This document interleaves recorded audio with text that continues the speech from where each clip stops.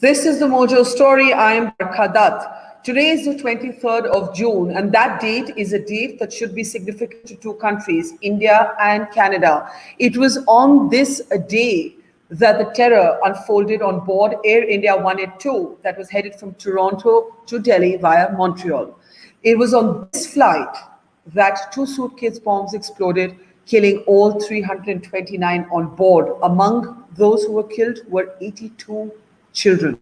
Now, a subject of new book, Blood for Blood, which looks at 50 years of what the author is calling the Global Khalistan Project. Terry Milevsky has authored this book. He's been following the Sikh extremist terror movement for many, many years since that Kanishka bombing, and the 23rd of June, we thought, is the apt anniversary to actually be in conversation with the author himself, joining us now live from Canada. Let's go across to Terry Milevsky, as I said, who has authored this book on the anniversary of the horrific Kanishka bombing. Terry, welcome to this conversation. I wish we were talking in better times, but the book, against the backdrop of this anniversary, really brings home a chilling message. And when one goes through your book, it is this, that this project, what you call the Global Khalistani Project, is not over yet. In India, many people tend to look at Khalistan and everything that happened, in the horrible, horrific 80s as a thing of the past. But for a journalist who's been following this now over many decades, I think you want the global audience to understand that this is not a project on which the finished sign can be hung up just yet.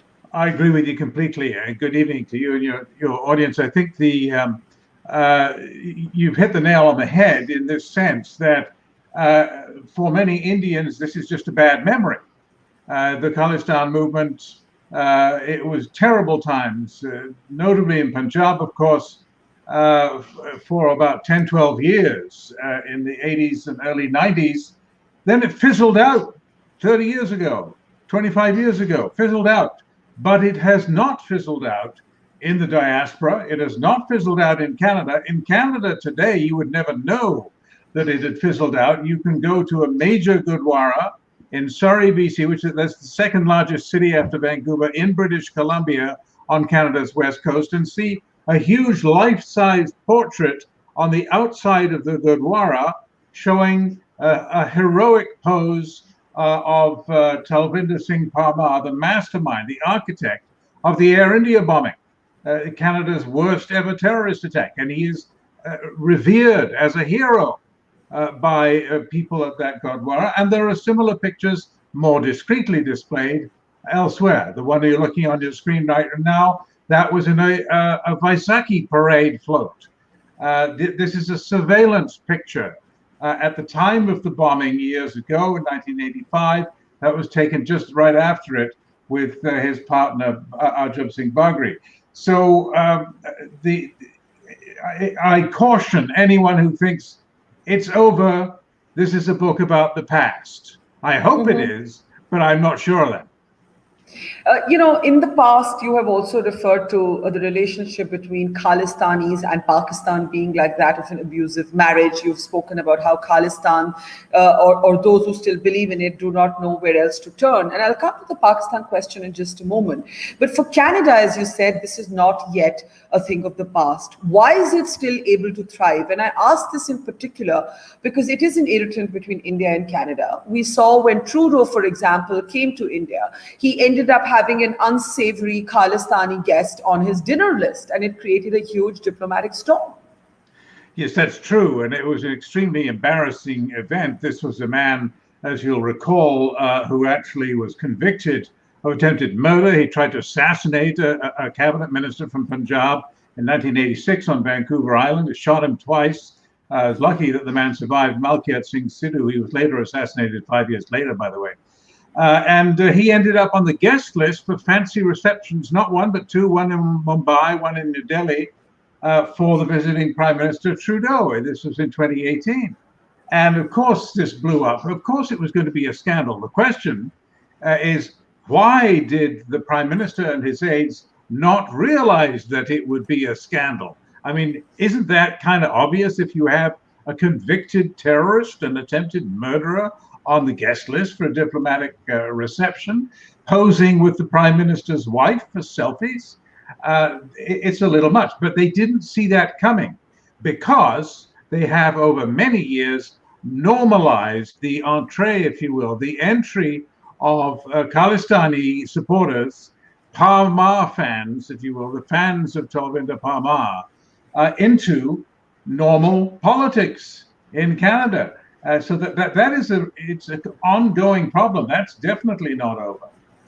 How did that get to be so normalized? Because in India, while there are of course strains of extremism in any community, the Sikhs are actually seen as a community that performs great service. Even during this pandemic, at this point, it is gurdwaras that have led the way in, for example, providing oxygen langars. That's what they're called. Yeah. Sikhs have often been, the Sikhism is built on the principle of seva, which is service to the community. So how did there come to be this level of tolerance, this level of acceptance, this level of normalization for this in Canada? Well, I would say first that it's very much the same in Canada. The Sikh community in general has an excellent reputation, hardworking professionals. They do a great deal of community service, and they still have an excellent reputation. But there is this small minority. That's what we're talking about, not the Sikh community in general. This small minority that knows how to maximize their political influence. They are there to lick envelopes and knock on doors at election time. Politicians, and I'm talking about all parties, this isn't liberal or conservative or whatever. All parties like it when they get free volunteers to help them at election time, and they don't look too carefully at who they are. When they go to the Vaisakhi parade and they see these floats go by with portraits of bloodthirsty Sikh martyrs carrying AK-47s, they look the other way because, if they make a fuss, they could be unelected next time around. That's the key to this, the fact that this small minority, they have a fiery determination, they are extremely committed, and unlike the rest of the Sikh community, which is busy like the rest of us, raising families and getting to work on time, this small minority has a special agenda, and they know that their lifeline is politics. Yeah. Tell us a bit about the book that we're here to talk about, right? When you say 50 years of the global Khalistani project, I was struck by the word global. Obviously, what you're talking about is that there are multiple nations involved. India, of course, because India was the origin, and the home originally for the families of many of these. But there's also Pakistan involved. There's also Canada involved. I think India would argue that there is also groups that seek refuge in London, in the United Kingdom. Yeah. What would you point to, and what did your research lead you to in the writing of this book? Well, one thing is extremely obvious. It's almost too obvious to mention, but this is the key. That is that the diaspora, the Sikhs, non-resident Sikhs all over the world, they are self-selected. They decided they did not want to live in India. They wanted to live in somewhere else. Second, many of those people, they didn't want to particularly to live, the hardliners, they didn't want to live in London or Toronto either. They wanted to live in an independent state. And they also tended to live, if I may say, a little bit in the past. That is to say, when they left, maybe they left in 1984, there were massacres in India at that time. Maybe that's how they remember it. And plus, many of them were banned from visiting India, so they couldn't go to India, see their families, and find out that, things have changed in India. So, stuck in the past, self-selected for discontent with India, that meant that this small minority, it might stay small, but it stayed. Yeah, I think my question to you would be this, that one, when you talk about the massacres of the 80s, I mean, there would be Indians who would, of course, contest that narrative. They would say what happened after the assassination of Indira Gandhi was, of course, terrible. But she was trying to crack down on terrorism. Of course, it could be argued that initially her policies, helped strengthen those terrorists, but eventually she stormed the Golden Temple, she flushed it out of terrorists, and of course the anti-Sikh riots that followed were a blot in terms of justice. Now, talking about justice, do you believe justice has been delivered for the victims of the Kanishka bombing? Because even Parmar, the inquiry that was held in Canada did find him guilty. But many people continue to believe that the Canadian different governments did not crack down in the way that they should have. Those people are right. And I think this is one thing that I dig into fairly deeply in my book. It's not a pretty picture, I must confess. And your question is quite embarrassing for a Canadian, because it forces me to admit that, no, we did a lousy job of rendering justice to the families of the Air India victims, among others. But we didn't know, and let's blame the media here too. I include the media. People like me had a great time blaming the police for failing to prevent the bombing, blaming the government for tolerating extremism. But we didn't do so well at criticizing ourselves for the poor job we did of conveying to the general public, not just in Canada, but around the world, the danger of the threat and the fiasco that was the police investigation and the trial of those involved. No, the answer to your question is unequivocally, we did not render justice, except in one case, a foot soldier, the man who built the bomb. He was a mechanic. They said, can you build a couple of bombs? They didn't even seem to, he didn't even seem to know what they were for, although obviously they were deadly weapons. He knew that. He went to jail. No, he wouldn't open his mouth. He wouldn't sell out his comrades, and he's the only one convicted to this day. The rest, the investigation was, I must say, and I've looked at this carefully, and I'm choosing my words with care. The investigation was an absolute fiasco. Can you imagine? I think Indians have heard about this, but whatever they've heard, it's actually worse. The wiretaps, they had wiretaps of the suspects for 3 months before the bombing and erased them. They erased the wiretaps. Why? Why would they erase the wire? Why? Because, well, people think that, oh, it's a conspiracy. They were a part of the plot. There was a cover-up, blah, blah, blah. No, they were simply dumb bureaucrats. They had a procedure. The procedure said if you can't prove a crime, you have to trash the wiretaps. Otherwise, you're invading the privacy of Canadians, and you mustn't do that. This was a reaction to preceding history of abuses by the security service. So they had to clean up, trash any tapes. Well, there were crimes on the tapes, but they didn't have Punjabi translators.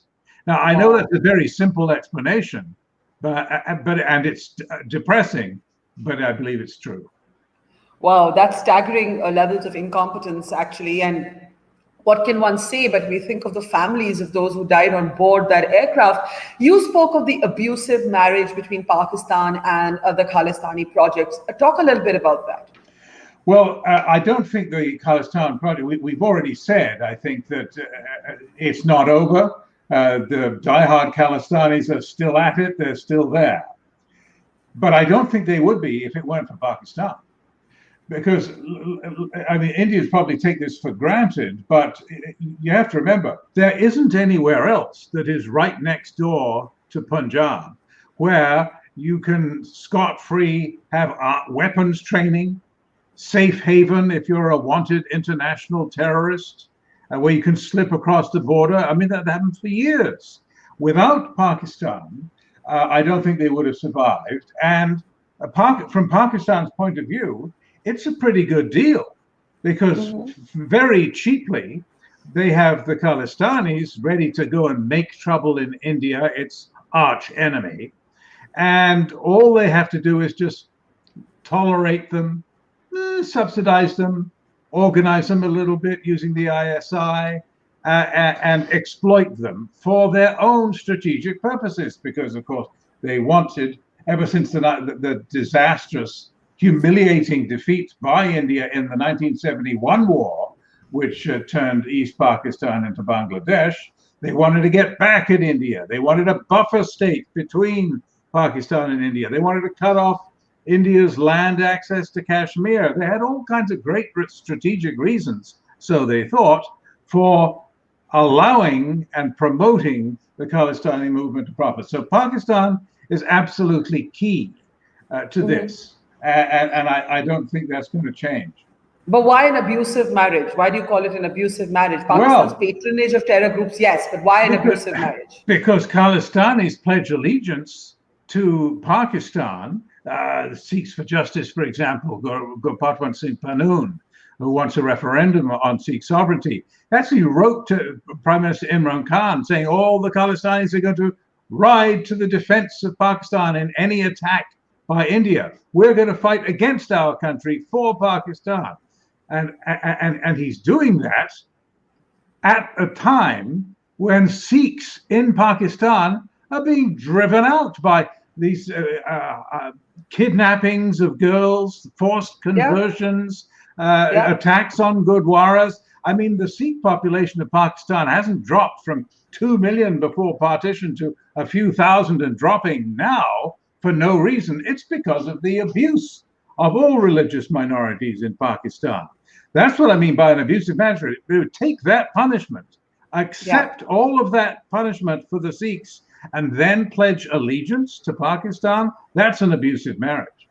Absolutely, I see that. Why has there not been more of a backlash among Canadian citizens against the state's patronage of these terror groups? Why has Canada or sections of Canada provided?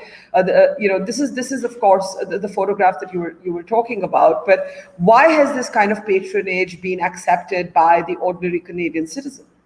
Because it doesn't affect them. They're busy with their families, the same as most of the Sikh community, and they look around and they see the Sikhs on their street are great people. They help them out if they need a hand, and they're good citizens.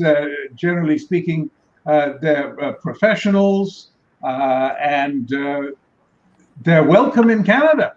It's just that the small minority that we spoke of a moment ago, they have their own little power centers, very concentrated.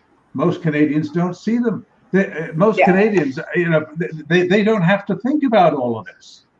Yeah. Finally, in the writing of this book, because I know that you have been like a good dogged journalist, been, literally snapping at the heels of this story and this investigation for years. But in the writing of this book, what is the one thing you discovered that really surprised you that you had absolutely no idea of? I think what it surprised and depressed me to discover how utterly responsible, well, you say we're dogged, not dogged enough, I'm afraid, how utterly the media had failed to convey the seriousness of the threat and the complete incompetence with which we confronted it. I mean, when I got really dug into the trial record, very boring stuff, by the way. I mean, I sat through it and I nodded off half the time when they get into these arcane legal arguments. Guess what? That was the key to the case. I totally missed it. So did we all. We all nodded off.